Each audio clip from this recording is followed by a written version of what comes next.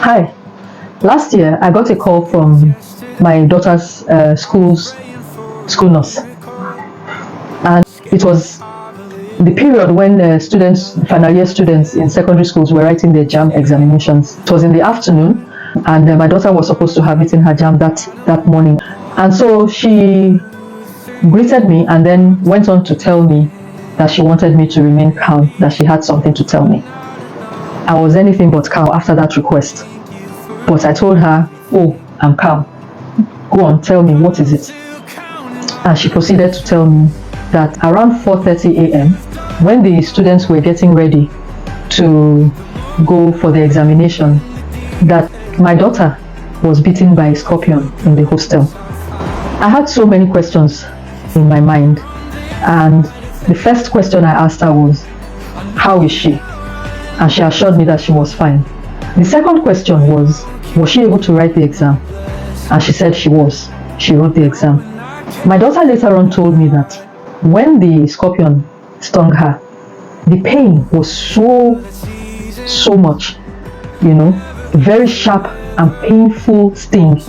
And when she looked down to see what had bitten her, she saw a creature that she had never seen in her life before. It was just such a strange, you know how scorpions look now. You know how they look. When she saw this thing that had bitten her, she did not know what it was, and so she started crying, because to her it was such a strange creature, such and funny movements as well, and the pain was so much. She felt she was going to die. She told me that they had rushed her to the hospital, given her an injection. Her colleagues had already left in the school buses and gone to their different examination centers, and she was still at the hospital. By the time she finished at the hospital, a car was waiting for her and the school nurse. They took her to her center, where she arrived an hour plus late from when the exam was to have started. For some reason, nationwide, there had been a delay in the start of the JAM examinations. The exam ended up starting like 5 minutes after she got there. That was a miracle in itself.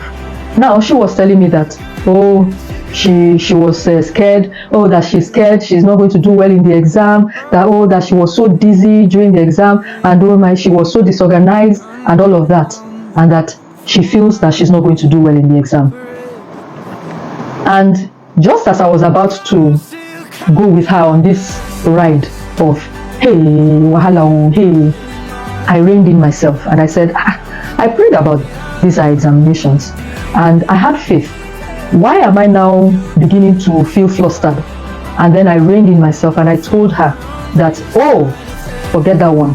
You've done well. Don't worry. When the results come out, you'll be surprised. Don't worry about it. We prayed about it, remember? She said yes. I said, you've done well. Don't worry about it.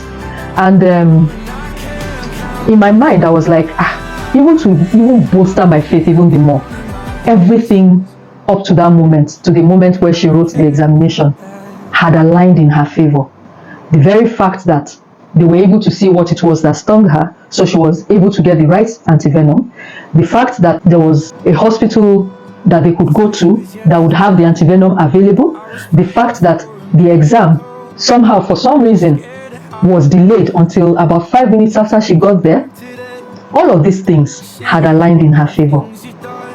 Was it a coincidence? No, it wasn't. It wasn't a coincidence. And so I knew that it had already been perfected. I knew it. And indeed it was. And not only did she pass the exams, she passed very well and got into the university of her choice. Now, why do I share this story? 2 reasons. The first reason is that I share to reassure someone out there that, there's nothing that is beyond your victory. There is nothing.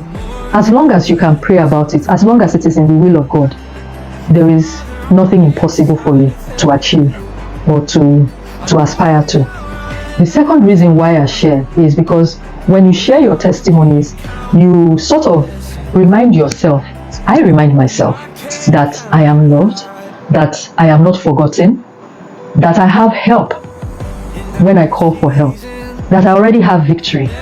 To remind myself that there is nothing that is impossible and that I'm blessed. To remind myself of the many blessings that I have received and that there's so many things that have happened for me. They look like coincidences, but they are not coincidences.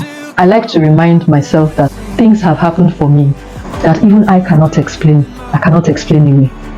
They are just miraculous happenings. And they're just things that are just blessings.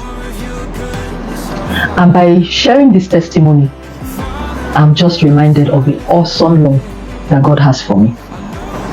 Yeah. I'm still counting my blessings.